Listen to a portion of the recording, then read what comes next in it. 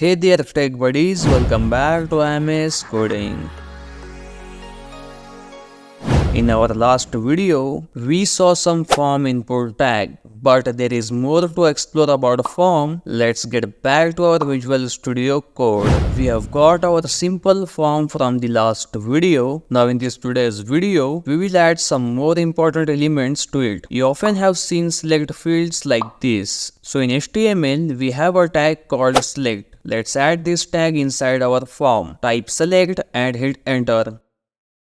Inside select tag, we need to add some options using option tag. For example, here I am adding HTML text inside option tag, and option tag has an attribute called value. Let's set the value attribute to HTML. So when the user selects this option and submit the form, then this value will be the output data value. Let's duplicate this here, and I am changing the inner HTML to CSS. Set the name. Here I am setting it to course. Now right click here and open this page in live server. You can see the select option here. It will give us a drop down of options. Now we can select an option, but what if I want to make a specific option by default selected and disabled? Like this, please select option from this picture. Let's add a new option.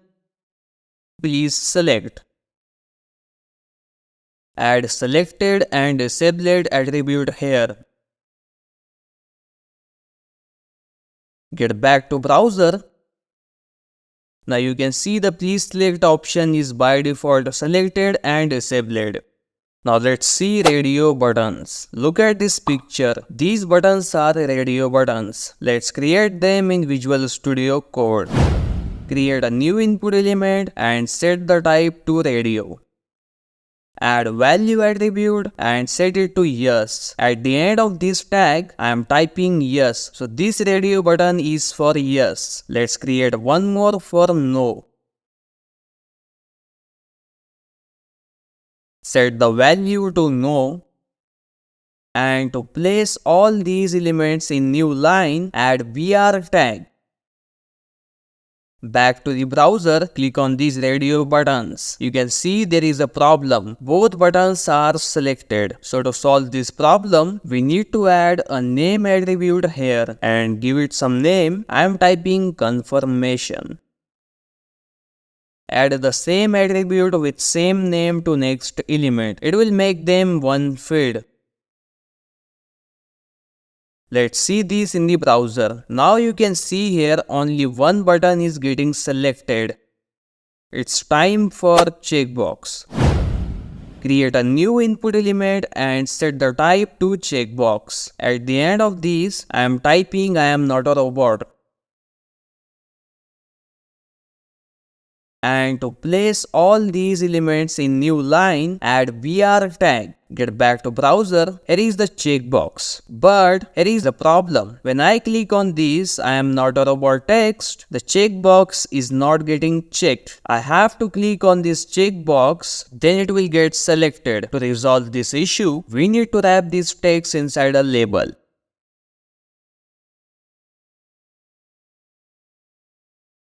Set the value of for attribute to checkbox. And don't forget to set the ID of this input element to checkbox. Now you can see when I click on this text, it's working. Let's see how to get numerical data. Create a new input element and set the type to number. It will only accept numerical data. Add a placeholder. And I am also adding a label here. Set the for to number and set the ID of this element to number.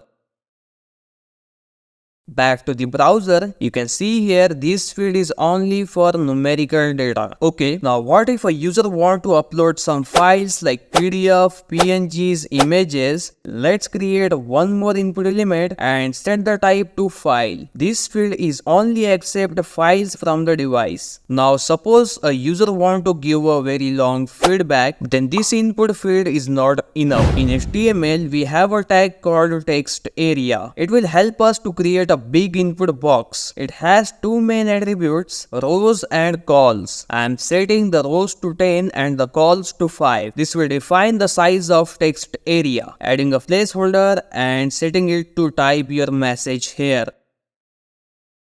Get back to browser, our text area is displaying here. And to place all these elements in new line, add BR tag. Let's move this submit button at the bottom of our form. Now I am going to submit this form without filling any information. You can see here it's submitting, but I want to make sure that all the fields are filled. User cannot submit the form without filling the details. So to do that, just add a required attribute to all fields.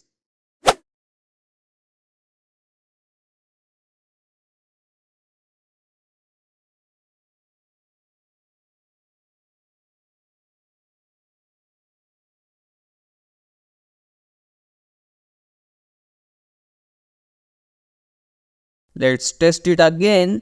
Now it's not submitting. I think it's enough for today, but we are not done with forms. There is more to learn about forms. Explore yourself on Google. I hope you found this video informative. Like this video and share it with your friends. If you want the source code, then please do check out in the description. This video is a part of our HTML and CSS Beginners Guide course, so please do check out our playlist. If you haven't subscribed to my channel, click the subscribe button and press the bell icon. I'll see you in the next video. Happy coding everyone.